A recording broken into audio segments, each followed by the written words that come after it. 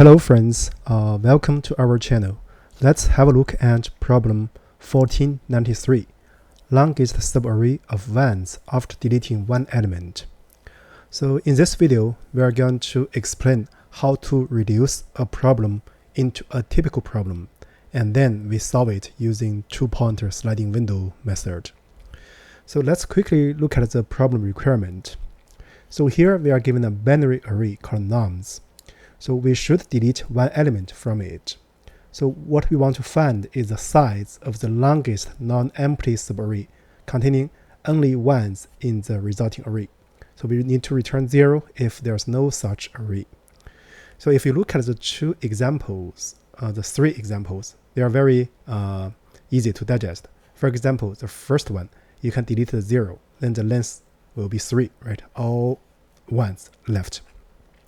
So in the second example, if you delete the middle 0, so you're going to get a list of length 5 with all 1's. Well, in the third example, it demonstrates some edge cases, because if the array contains all 1's, so you need to delete 1.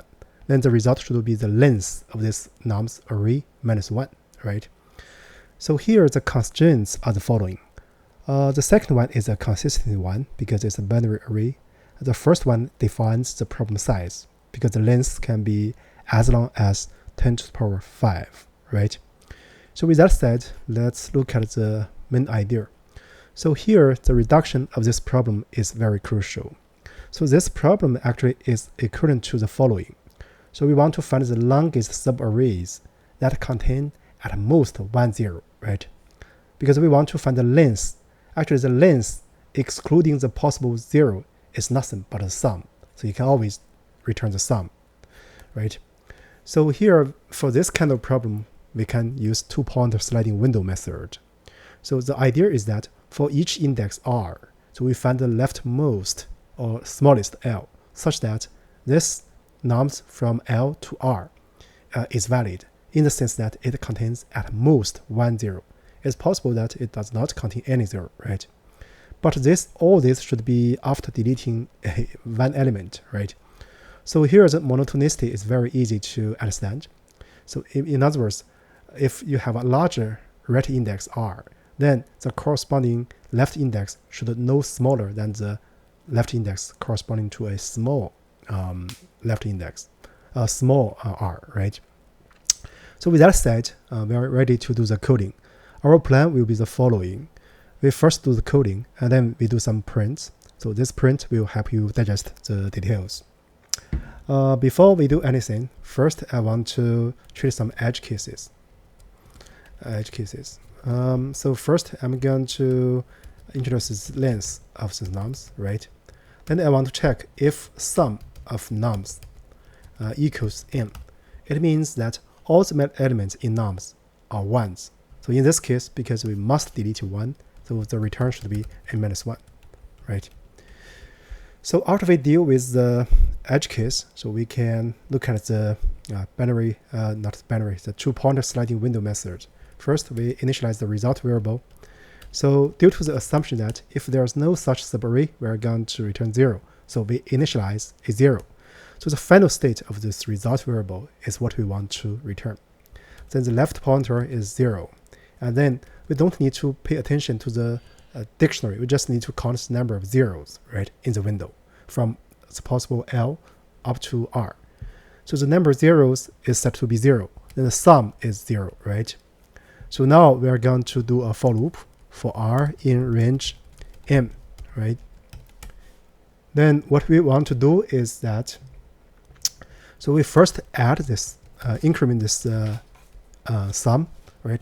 No matter nums is 0 or 1. So if nums R is 0, so we are going to increment the counts of zeros by 1, right? This is the routine. So the current information contains from the place L up to this R. So now let's do the sliding window. So while L is less than R. So actually here you can write less than or equal to, it does not matter. So and n zeros is greater than 1. In other words, this window currently contains more than 1 zeros. So we need to shift L to the right. It corresponds to this. in zeros is going to be decremented by depending on if nums L equals 0 or not. Then the S is decremented by nums L. So once you do this operation, it corresponds to move L to the right 1 unit. So it increments this L. So what we want to do is to find the length corresponding to the sum. So we want to make some larger one. So we get this. So once this is done, so we can return the result variable. Let me first run it and test it, and then we do some prints. Yeah, it passes the 3 test cases. Now let's look at the generic case. Yeah, it passes all the cases. So now let me print out some information so that you know what the process is.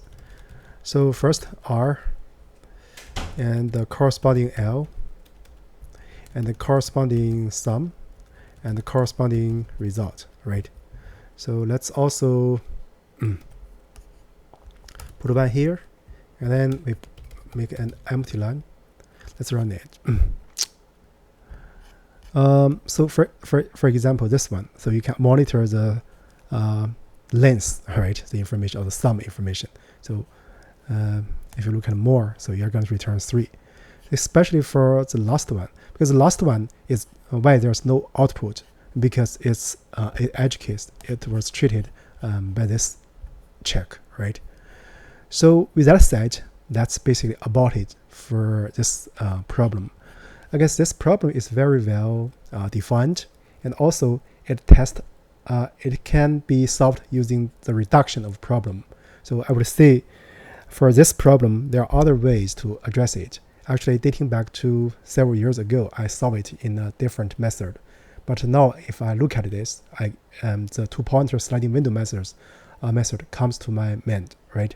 So the important thing for this problem is the process or procedure of reducing this problem to a prototype problem. Then you can address it, right? So with that said, I guess that's it for the current video. Thank you for